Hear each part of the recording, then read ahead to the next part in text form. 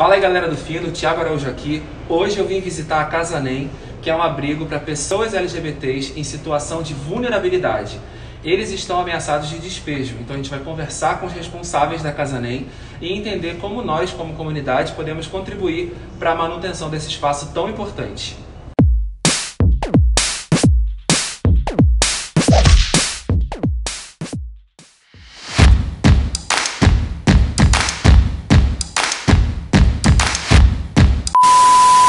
Gente, eu tenho a honra de estar aqui hoje na Casa NEM conversando com a Indiana Arai, que é um ícone da luta pelos direitos dos LGBTs aqui no Rio de Janeiro, fundadora da Casa NEM, né? Você pode contar pra gente um pouquinho como que começou esse processo pra você, tipo, de criar esse espaço tão importante para acolher os LGBTs vulneráveis? É algo que a gente já fazia, né, desde o início da época da epidemia de HIV/AIDS, né? Então já é algo... Isso desde o final dos anos 80 e dos anos 90. Sim, então é algo que a gente faz na realidade há décadas, né? Mas sempre se teve a ideia de fazer outra vez assim, né, um espaço, né, uma casa de passagem, de acolhimento. Quando chegou em 2015, surgiu o Prepara NEM, por conta do Enem, então a necessidade de colocar travestis e transexuais nas universidades, porque era mais fácil, porque também já era um sonho antigo, né, fazer cursos preparatórios e técnicos, né, para essa população nos anos 90, através de cursos pelo correio. Então foi vindo dessas ideias, dessas vontades, mas aí também surgiu essa necessidade, a gente viu que era de moradia para as pessoas, porque muitas das pessoas que vinham para o Prepara NEM, elas vinham porque dava alimentação, dava roupa, se pensava alunos para além daquilo de só ensinar. Então em 2016 surge a Casa NEM. A Casa NEM então é um desdobramento do pré-vestibular. Atualmente nós estamos com 62 núcleos familiares, né? Porque a gente não atende só as pessoas que estão abrigadas, mas a gente atende também fora, com pessoas que passam, né? Vêm, ficam um tempo, vão, voltam. Mas a gente sempre atende esse tanto, né, de núcleos familiares, né? Então que leva quase 80 pessoas. Fora o atendimento externo, então a gente atende um total de 180 a 200 pessoas, né? Com alimentação, vestimenta, atendimento jurídico, psicossocial. Tem uma turma que então não vive aqui, mas ela vem se alimentar todos os dias? Ou a gente leva alimentação, como os moradores de rua, né? Então tem isso, né? Então o atendimento jurídico também, que não é só para as pessoas da casa, mas para as pessoas da comunidade, né? Sejam elas LGBTIA+, quando nos procuram para algum atendimento jurídico. O atendimento psicossocial também não é somente para pessoas da casa, mas também para a comunidade. Então, na realidade, a Casa NEM, ela atende a casa e ela atende a comunidade. E atualmente nós temos, então, esse prédio, né, com 6 andares, né, mais a cobertura, 7 andares, enfim. Onde existem as oficinas, né? A oficina de modelagem, corte e costura, que é essa, né, com as máquinas todas. E essas máquinas, geralmente, agora no momento de pandemia, a gente conseguiu gerar renda para 80 pessoas, né? Então, com os projetos de máscara, 50 pessoas LGBTIA+, e 30 pessoas da Vila Mimosa, né? Indicadas pela Cleide, que é assistente social da Vila Mimosa. Eu queria entender o seguinte, vocês ocuparam esse espaço que, pelo que já conversei com a turma aqui da casa, estava abandonado há 10 anos, e aí agora tem uma ordem de reintegração de posse e está chegando aí uma audiência para fazer a decisão final. Como é que você está lidando com essa questão toda? Eu costumo falar que é um prédio, primeiro, né, quem tem um prédio desse tamanho, Copacabana, abandonado por mais de 10 anos, né, é porque não quer, né. Outra, quando a gente chegou aqui, esse prédio ele estava cheio de entulho, sujeira, né, animais mortos, e aí nós encontramos um acervo de obras de arte, né, com múmia, né, tem uma múmia que foi entregue ao Museu Nacional. Então tem um acervo de obras de arte que foi encontrado aqui, que a gente chamou a Polícia Federal, o IPHAN, né, ao Museu Nacional, e entregamos sob a guarda deles. Então foi retirado daqui. Talvez seja, depois do incêndio do Museu Nacional, seja a única múmia intacta que o Museu Nacional tenha na atualidade. E aí a gente também limpou o prédio, porque a juíza alega que o prédio ele é insalubre para a moradia das pessoas. Só que ele estava insalubre. A gente tirou daqui mais ou menos 8 caçambas de lixo, de entulho. Então a gente limpou o prédio, reformamos ele, né, no que foi possível, para que as pessoas tenham condições de morar. E é isso, o governo do estado é quem nos garante água, quem nos envia pessoas para serem acolhidas. Então nós não trabalhamos clandestinamente. Nós trabalhamos com o governo do estado, nós trabalhamos com a prefeitura do Rio de Janeiro, entendeu?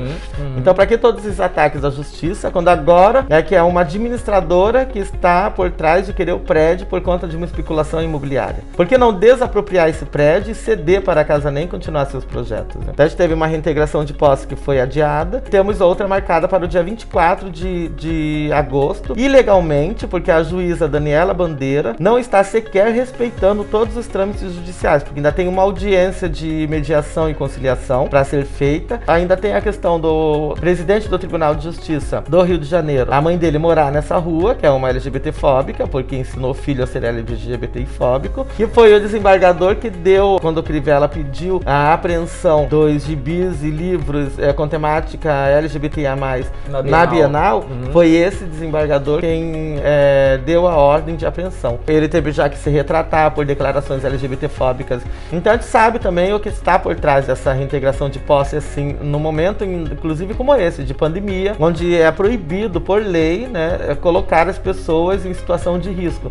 Porque a prefeitura não tem abrigos para essas pessoas, nem as pessoas com seus animais de estimação. Essas pessoas não abandonarão seus animais de estimação, que elas já vieram para cá para serem acolhidas, porque a Casa NEM acolhe elas com seus animais de estimação, que elas não os abandonarão. Então não adianta a prefeitura ficar dando voltas, falando que tem abrigo suficiente para as pessoas serem acolhidas, porque as pessoas não irão. Elas não querem os abrigos da prefeitura. Nos abrigos da prefeitura as pessoas sofrem LGBTfobia. Se não sofressem, a prefeitura não precisaria ter aberto um abrigo exclusivo para LGBTIA+. Então se tenha por conta da LGBTfobia que se sofre nos espaços públicos, do poder público. Então não adianta eles ficarem fazendo. O que a gente quer é a desapropriação desse prédio para o uso da Casa NEM. É isso que o Estado tem que fazer. Eles estão vendo se eles conseguem ceder um prédio do Estado ou do município para a Casa NEM ser assentada. Mas eles não vão conseguir isso assim a toque de caixa, quando dia 12 de agosto a prefeitura não pode mais fazer essas ações por conta das eleições. Hoje, como a Casa NEM se mantém em termos... Quem é que financia? Tem verba do governo, do Estado, da prefeitura? Não. Iniciativa privada? Não, o que a Casa NEM teve foi um financiamento da Open Society, né, que começou em 2017 e foi até início de 2019, né? A Casa NEM tem sua rede de colaboradores, né, de pessoas físicas, né, algumas empresas também, né, que apoiam a casa, que fazem algumas campanhas, às vezes de um produto, alguma coisa, uma porcentagem, ter para casa, né? Mas então, a Casa isso é uma NEM... coisa que a gente queria muito entender, até porque toda a comunidade LGBT com certeza quer poder ajudar e muitas vezes não sabe como. Vocês têm um canal, assim, de fácil acesso, uma conta que a galera pode depositar? Sim, nós temos uma vaquinha, né, da Evoé, né, um benfeitoria permanente, né? Que as pessoas podem entrar no site, tem nas páginas da casa, no Instagram da casa, e aí as pessoas fazem doação a essa benfeitoria permanente. E também temos a conta do Grupo Transrevolução, que é a ONG do qual eu sou presidente, do qual a Casa NEM, o Prepara NEM, Cozinha NEM, Costura NEM são projetos, né? Você pode dizer pra gente qual é a verba mensal que a Casa NEM precisa para poder, tipo, realmente assim funcionar com tudo que vocês gostariam? Olha, a Casa NEM ela não paga aluguel, então, né, porque ela é uma ocupação urbana, né? Se a Casa NEM fosse pagar aluguel, a Casa NEM teria um gasto mensal de R$70 mil. Mas o orçamento que vocês realmente têm a cada mês, quanto que é? Então, os gastos da Casa NEM atuais gira mais ou menos em torno de R$40 mil, né? E vocês conseguem essa verba? Sim, a gente tem, né, tentado, na realidade, conseguir, né? Porque o que a gente consegue, não é só em dinheiro, né? Na realidade, também em produto. Então, por exemplo, as pessoas doam alimentos para casa, então já é um gasto que você não precisa ter, entendeu? Então, as pessoas doam roupas, então é um gasto que você não precisa ter. As pessoas doam trabalho voluntário para casa, móveis, então tem muitas coisas que você não precisa ter. Agora tem outras coisas que ainda é necessário pelo dinheiro. Então, nesse gasto da casa em produtos, né, que a gente considera também o valor, né, o mensal, é esse valor, R$40 mil, R$45 mil.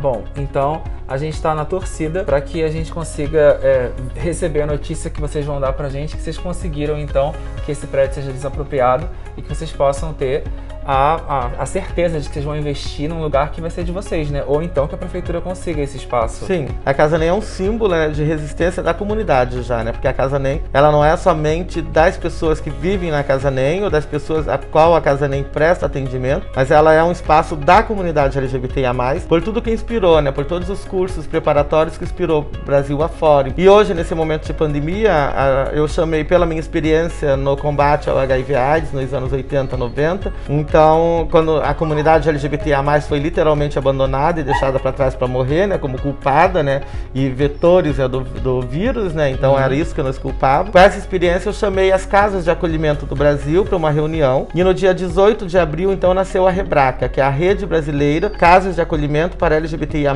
do Brasil. Então, nós trabalhamos em conjunto, na realidade, com todas as outras casas. São a Casa Florescer integrantes dessa rede?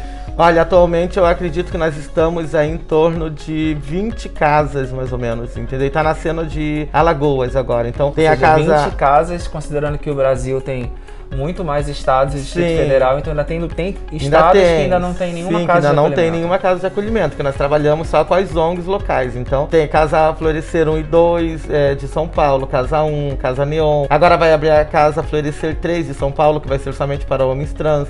Então hoje nós trabalhamos em rede. Então na pandemia a gente conseguiu distribuir, a Casa Nem conseguiu distribuir no Rio de Janeiro, mais de 3 mil cestas básicas, né, das suas redes, né, de arrecadação. E com o governo do estado e com a prefeitura foram mais de 5 mil cestas básicas distribuídas. Então, se você coloca isso em toneladas, dá muita coisa. Mais de 20 mil máscaras produzidas e entregues à população gratuitamente, né? Nós tivemos água e quentinha para os moradores de rua durante esse momento todo de pandemia. Vamos agora para o 5º mês de distribuição e ajuda à comunidade LGBTIA+.